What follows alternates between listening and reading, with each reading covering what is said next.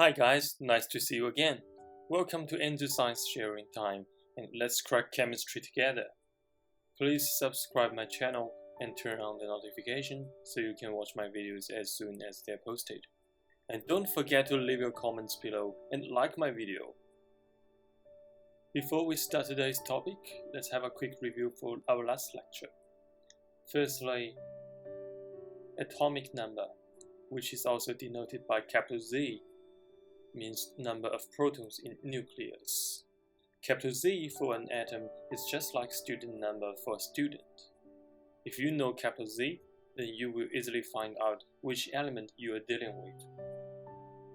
Then, we learned mass number, which can be represented by capital A. It tells us the mass of an atom, and this number is the sum of proton number and neutron number. The last point is isotope.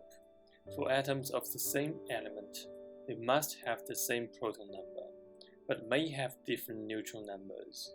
Such atoms of the same element, but with different neutron numbers, are called isotopes to each other.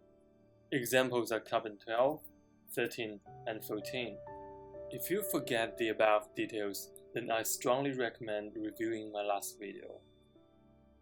Now let's move on to today's topic, section 1.5. Electronic structure of atoms.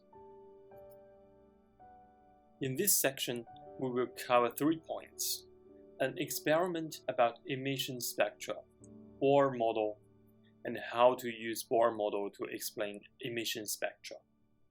Afterwards, we will look into one question together. The first is emission spectra.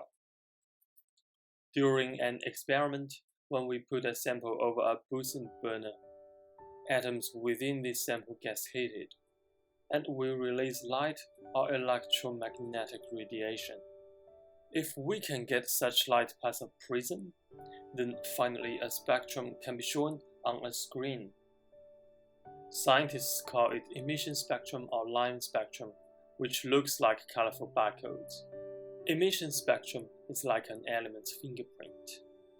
Only samples of the same element will show the same emission spectrum, so it can be used to identify elements. Alright, regarding the second point, let's take a look at a Bohr model. The reason Bohr developed this model is to explain the origin of emission spectra. This model points out that electrons revolve around the nucleus in fixed circular orbits. Such orbits correspond to different energy levels in the atom. For an electron, it can only occupy fixed energy levels and cannot exist between two energy levels. And orbits of larger radii correspond to higher energy levels. Energy levels are also called electron shells. You can refer to these charts for a general idea. For example, the circular model on the left showing energy levels in the form of circular orbits. The orbit which is the most close to the nucleus is the first orbit, so it means n equals to 1. This is the first energy level.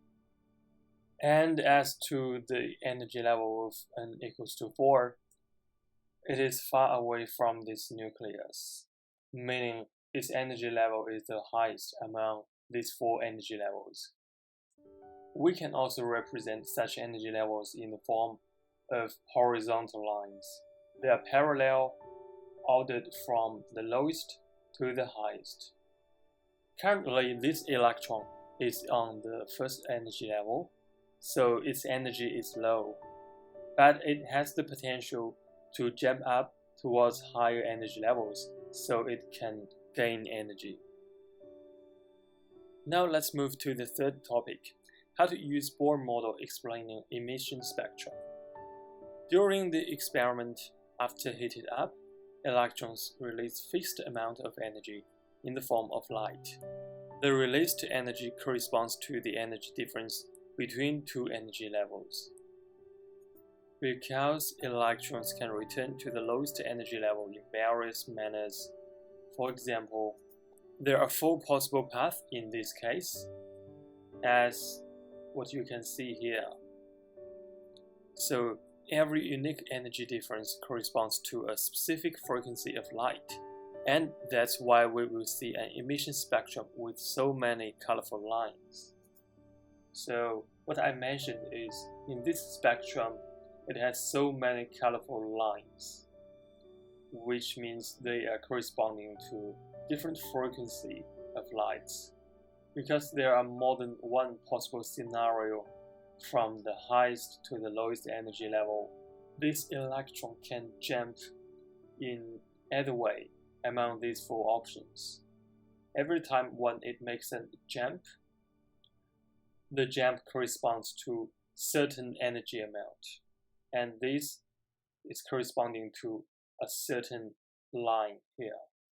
But what I want to say is, this spectrum looks quite complicated, and actually it is not corresponding to our scenario. I just put it here to show you how they are related.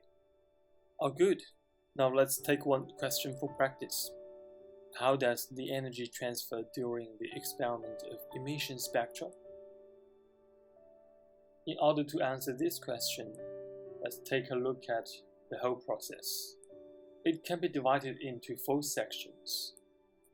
In the beginning, electrons are at ground state, absorbing heat energy from the Bunsen burner. So, the electron on ground energy level is shown here. It is of a low amount of energy. Then electrons can jump up to higher energy levels and quickly release energy in the form of light, then jump down towards ground state. Then overall, energy enters in the form of heat and leaves as light. Energy conservation law still applies here. Actually, it always should apply. So when you see such kind of questions asking the energy transformation, you can think about energy conservation law at first. Then it's gonna help you to find out which form of energy are presenting here. Great! Flashback time! Today we unlock section 1.5, electronic structure of atoms. We started with an experiment showing emission spectra, then introduced Bohr model, and finally with this model to explain emission spectra. Now we level up to level 6, and we will be looking into electronic configuration and the shell model, and introducing how electrons are arranged in an atom during our next lecture. If you have not left your comments, please do so right now to help me make this channel better. And feel free to leave your questions and I will answer you. Don't forget to like this video and share it. More importantly, please subscribe my channel and turn on the notification so you can watch my video first time. Goodbye guys, and have a good day.